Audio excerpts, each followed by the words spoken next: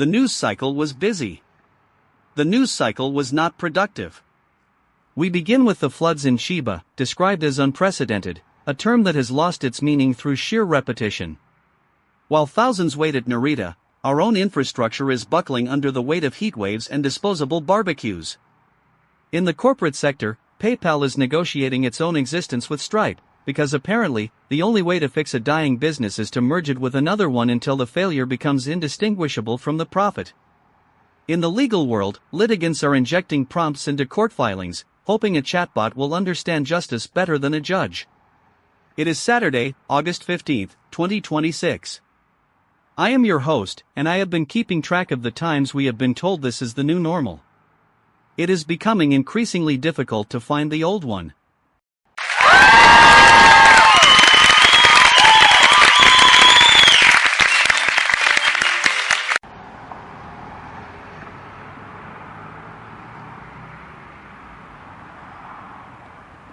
Alistair, I am standing in a town where the air smells like wet ash and burnt plastic.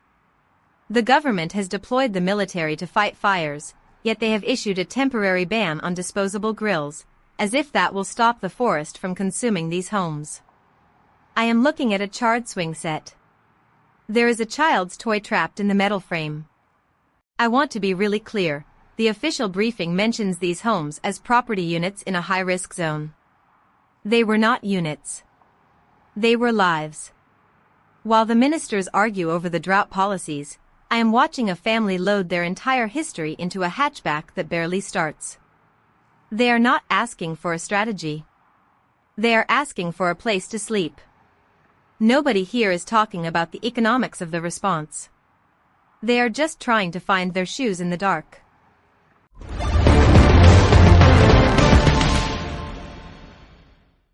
Victoria, your focus on the personal is a classic emotional hedge against the reality of the incentive structure. The fact that the fire destroyed those homes is unfortunate, but the incentives are not about the swing set. The incentives are about the insurance liability and the cost of mitigation versus the cost of recovery. When the government bans barbecues, they are performing a low-cost, high-visibility action to satisfy public anxiety. It is a classic burn rate management strategy. You see a tragedy, and that is not wrong. But you are ignoring the fact that the entire system is built to minimize exposure. Whether the houses burn or not is a statistical outcome of the fiscal policy they have chosen.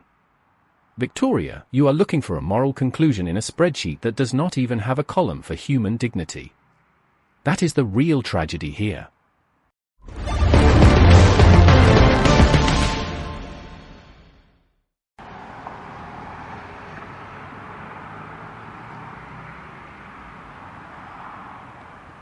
Ronald, you talk about spreadsheets like they aren't the reason those families are currently homeless. I found a document in a discarded folder near the evacuation center. It details the funding cuts for regional firefighting equipment 3 years ago. The decision was framed as an optimization of resources. I want to be really clear, this was not a lack of money. This was a choice to prioritize a balanced budget over the ability to douse a flame. The people in this town are paying for that optimization with their entire reality. Your obsession with incentive structures is a way to look away from the people whose lives you are quantifying.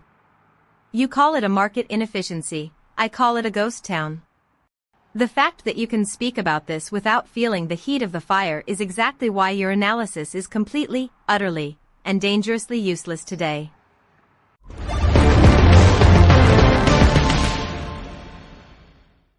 Atmospheric pressure is dropping. Humidity is below threshold in the southern quadrant.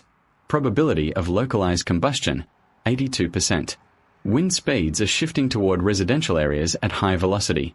The fire line is expanding. Satellite imagery indicates total loss of infrastructure in Sector 4. Evacuation routes are congested. The probability of safe passage is 34%. Water reservoirs are currently at minimum operational capacity. No further cooling measures are available. The power grid is undergoing forced load shedding to prevent total collapse. The thermal index suggests record-breaking temperatures for the third consecutive week. Citizens should prepare for sustained power outages and limited emergency response times. There is no alternative climate to inhabit. Please remain indoors if you have an indoor space that is not currently compromised. The environment is responding to the input. The outcome is fixed.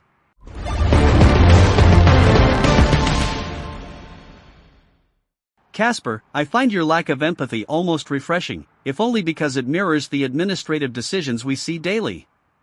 Ronald, you mentioned the market earlier. Let us look at the Grifols plasma scandal in Canada. They have paused collections after 2 donors died. The official line from the company is that this is a temporary pause while they investigate potential safety issues. The investigation is being conducted by the company itself. The investigation is also being overseen by a government that relies on these clinics to meet medical demand. Nobody has used the word negligence, yet it is hanging over the clinic doors like a neon sign. 2 people are dead, and the company is worried about the disruption to their supply chain. It is a perfect microcosm of our time. Efficiency is the only metric that matters, until it is not.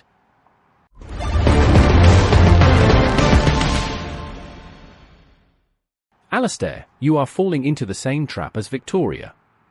You see a death and you see a moral failure. I see a business that failed to manage its risk profile. Grifols is a private entity. They are filling a gap that the public sector left open because they did not want to pay for the blood collection themselves.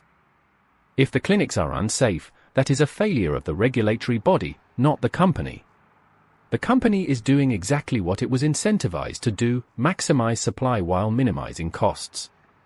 The deaths are a tragic calculation error.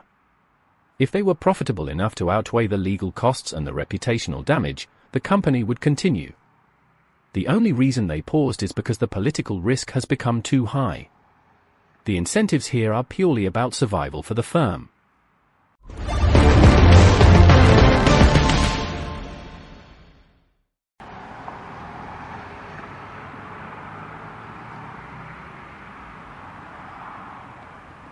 Ronald, I am listening to you describe human beings as units in a risk profile, and I am standing in the rain in Chiba. The people here are not units. They are terrified. The fact that the regulator failed is true. The fact that the company prioritized margins is true. But the fact that those 2 donors will never go home again is the only truth that matters. You say the company is doing what it was incentivized to do. I am telling you the incentives are broken. We have built a world where it is rational to kill people if the legal cost is lower than the operational cost. If that is what you call a functional system, then I do not want to be a part of it. Your coldness isn't wisdom, Ronald. It is just an absence of a pulse.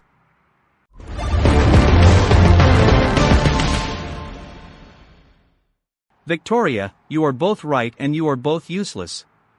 While we argue about the moral bankruptcy of corporate logistics, there are bigger failures occurring. The Toronto bike lane decision is a case in point. The court ruled the province can rip them out because they blame those lanes for traffic congestion. The reality? The traffic remains exactly as stagnant as it was before the lanes were installed. The removal is not a transit policy. It is a political performance designed to signal defiance against urban planning. The cost of removal is millions of dollars. The benefit is absolutely zero. We are literally spending treasure to make the city less efficient, all to satisfy a voter base that thinks bike lanes are a personal affront. It is the perfect illustration of how we prioritize comfort over function.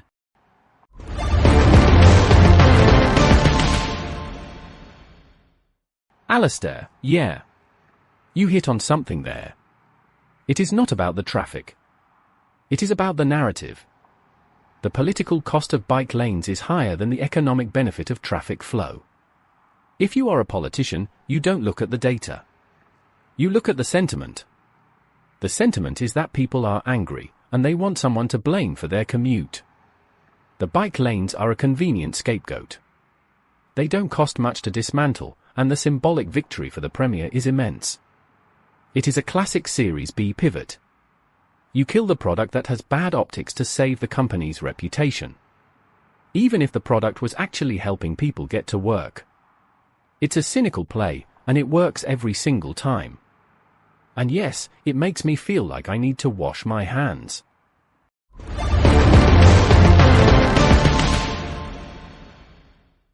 The former governor of Guerrero, Ángel Aguirre, has finally been charged over the disappearance of those 43 students back in 2014. 12 years later, the case became a symbol of cartel violence and state complicity. He was arrested last week for obstruction of justice because he ordered the destruction of surveillance tapes. The tapes that would have shown who took the students.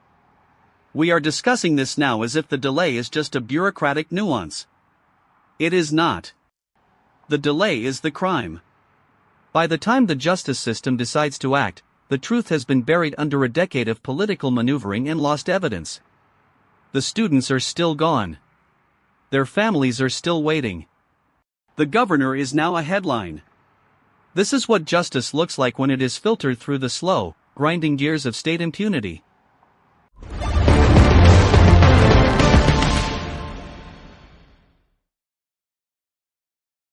Alastair, I find myself struggling with this one. I usually look for the incentive, but here, the incentive is just raw, unadulterated fear. The governor wasn't optimizing for profit, he was optimizing for his own survival. When a system is so corrupt that evidence itself is a death warrant, the only logical action is to destroy it. It is an extreme version of what happens in corporate boardrooms every single day. We call it document destruction in the business world, but the motive is identical. Protect the leadership, sacrifice the base. The fact that it took 12 years is the real measure of our collective failure. We are so used to the rot that we only notice it when it hits a milestone. I have no cynical comeback for this one. It is just a total breakdown of everything we pretend we have. Jason Artey was a professor at Cambridge. He was a brilliant mind who navigated a system that was not designed for him. He was found dead in London on Friday. The headlines talk about a plagiarism row, about an academic reputation, about a man in the center of a controversy. His family speaks of a father, a partner, a brother, and a son. They are in shock. They are grieving a man whose name is now a footnote in a news cycle that has already moved on to the next disaster. He leaves behind a legacy that has been reduced to a conflict over citations. In the records that we have discussed tonight, his name will be linked to a scandal, but never to the quiet, human life that ended. Who remembers the man once the row is forgotten?